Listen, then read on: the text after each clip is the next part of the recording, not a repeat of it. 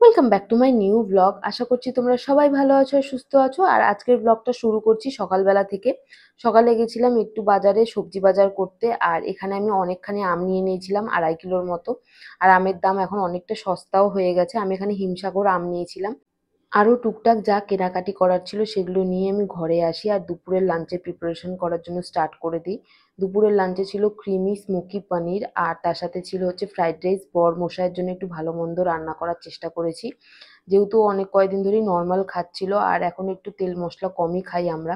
আর আমিও তো সবসময় এখানে থাকি না, আর এখানে একটু প্রিমিক্সটা নিয়ে আসি যেহেতু স্মেলটা খুব ভালো হয়।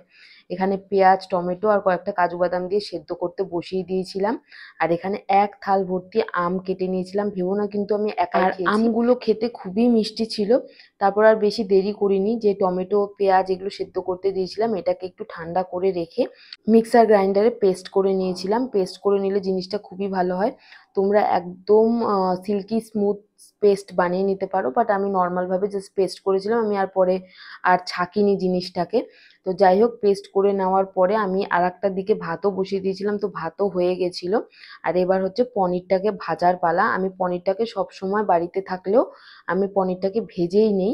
অনেকে আছে কাঁচা পনির পছন্দ করে, তারা কাঁচা পনির দিতে পারে, বাট আমি যেহেতু আমরা ছোটোবেলা থেকে একটু পনিরটাকে ভাজা খেয়ে এসেছি, আমি একটু সবসময় পনিরটাকে ভেজে নিই। তারপর কড়াই থেকে তেল একটু সরিয়ে রেখে আমি এখানে ফোড়নে কিছুই দেইনি, পেস্টটা যেটা করে রেখেছিলাম সেটা দিয়ে এবার একটু প্রিমিক্স আর একটু হলুদ নুন স্বাদ মতো যা যা লাগবে সেগুলো দিয়ে দিয়েছিলাম। আলাদা করে আমি কোনো রকম কোনো মশলা দেইনি, একটুখানি লঙ্কার গুঁড়ো দিয়েছিলাম আর স্বাদ মতো লাস্টে একটু চিনি আর গরম মশলা আর ঘি। গরম মশলা ঘি দেওয়ার আগে অবশ্যই মশলাটাকে ভালো মতো কষিয়ে নিতে হবে। আর আমি তারপরে একটু দিয়েছিলাম দুধ। তোমরা এটার মধ্যে একটু ক্রিম বা মালাই অ্যাড করতে পারো। আমার দুধ দিয়ে ফ্লেভারটা খুব ভালো লাগে, জন্য আমি এটাই ইউজ করেছিলাম। আর এর সাথে একটু কাসুরি মেথি দিলে আরও বেশি ভালো লাগবে।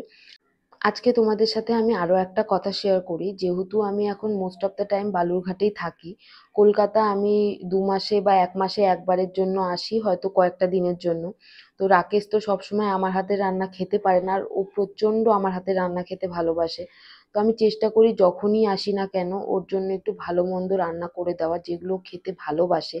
যেহেতু আমি যখন আবার চলে যাব বাড়িতে, তখন মনে হবে যে কেন করে খাওয়ালাম না। আর ও বাইরে খেতে খেতে ওরও ভালো লাগে না। আর আমরা সবাই জানি যে বাড়ির রান্নার একটা টেস্ট একটা একদম অন্যরকম, যতই তুমি বাইরে ডাল ভাত খাও না কেন। তো যাই হোক, কথা বলতে বলতে দেখো আমার গ্রেভিও রেডি হয়ে গেছে। আমি এখানে পরে পনিরটাকে অ্যাড করে দিয়েছিলাম। আর একটা দিকে একটু কয়লা গরম করতে বসিয়ে দিয়েছিলাম, যেহেতু কয়লাটাই গরম হতে একটু সময় লাগে। আমার কাছে দুটো কাঠ কয়লা সব সময় থাকে। আমি এক দোকানে চা খেতে গিয়ে আমি কাঠ কয়লা দুটো নিয়ে এসেছিলাম কাকুর থেকে চেয়ে। তো আমার খুবই সুবিধা হয় এটা হওয়াতে, কি আমি যখন ইচ্ছে আমি কাঠকয়লা বা স্মোকি কিছু করতে পারি। তো একটু ঘি দিয়ে একটা বাটি বসিয়ে আমি এই কাঠকয়লাটাকে দিয়ে একটু উপর দিয়ে ঘি দিয়ে আবারও, বা তোমরা তেলও দিতে পারো, তারপর এটাকে কিছুক্ষণ ঢাকা রাখলে একটা দেখবে স্মোকি একটা ফ্লেভার আসে, খুবই ভালো লাগে খেতে। একবার অবশ্যই ট্রাই করো।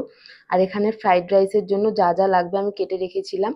ফ্রাইড রাইসে আমার আগাগোড়াই বিনস ভালো লাগে না, তো আমি বিনস অ্যাড করি না। আর রাকেশ যেহেতু কিশমিশ খেতে ভালোবাসে না, সেই জন্য আমি কিশমিশও অ্যাড করি না। আমি একটু কাজু বাদাম আর গাজর ক্যাপসিকাম দিয়েই করি।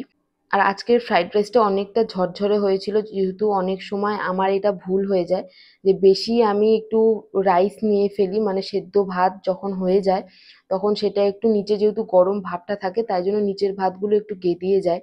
তো আজকে একদম পারফেক্ট ছিল আর খুবই ভালো হয়েছিল। আজকের ভাতটাও আমি ঠিক টাইমে নামিয়েছিলাম। তো মোস্ট অফ দ্য টাইমে তো ঝরঝরে হয়, কিন্তু মাঝে মাঝে একটু ভুলও হয়। তো এখানে আমরা সুন্দর করে প্লেট সাজিয়ে নিয়েছিলাম। আর দুপুর 1:30টার মধ্যে সব রান্নাবান্না কমপ্লিট করে নিয়েছিলাম। এবার বসে পড়েছি খেতে। আর তার সাথে ছিল স্যালাড। আর এবার দেখবো আমরা তারক মেহতা কা উল্টা চশমা। আর আমরা দুজনেই খেতে বসে পড়েছিলাম আর একসাথে এই কয়েকটা দিন ধরে খাচ্ছি। আবারও কয়েকটা দিন পরে চলে যাব বালুরঘাটে। তো এই টাইমটা খুবই, মানে আমরা দুজনে একসাথে টাইম কাটাই।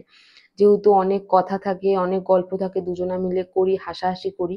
তো এই মোমেন্টগুলো খুবই আমার জন্য প্রিসিয়াস। তো যাই হোক, আমাদের বাড়িতে কি রান্না হয়েছে অবশ্যই আমাকে কমেন্ট সেকশনে জানিও। আর অবশ্যই ভালো লাগলে একটা লাইক, শেয়ার আর সাবস্ক্রাইব করতে ভুলো না। আর আজকের জন্য এতটুকুই। দেখা হচ্ছে পরের একটা ব্লগে। Till then by.